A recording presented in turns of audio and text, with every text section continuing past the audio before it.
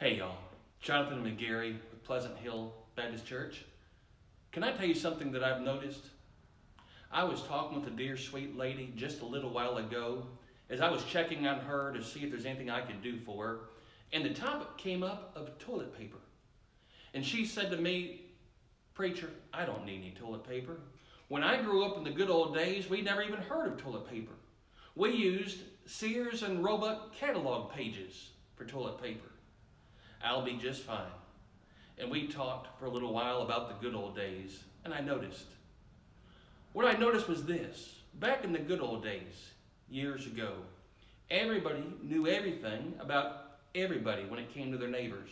And nobody minded that everybody knew everything about their neighbors. And the reason was because back in the good old days, you knew everything so that you could help your neighbor, so that you could be a blessing to your neighbor. So if your neighbor was in need, you could come and be a help. Nowadays, nobody wants anybody to know anything about them, but everybody wants still to know what's going on with everybody. The reason nobody wants anybody to know what's going on with them is because today people take that knowledge and they want to have reason for accusation, or they want to have reason to blame somebody, or to keep up with the Joneses. You know, I wish we could go back in our actions, at least, to like it was in the good old days. The Bible says in Mark 12:30 and 31, "And thou shalt love the Lord thy God with all thy heart." That was the first commandment. And the second commandment, verse 31, is like, namely this: "Thou shalt love thy neighbor as thyself. There is none other commandment greater than these." I noticed that I have a longing for us to go back in our actions to how it was in the good old days.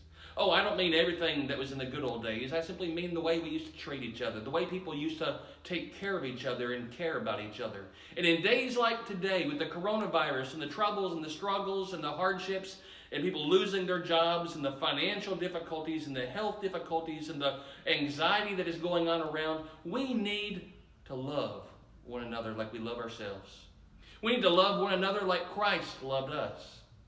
And what I'm asking is that you and I, that we go out of our way to try to love somebody, show a kindness to somebody, be a help to somebody.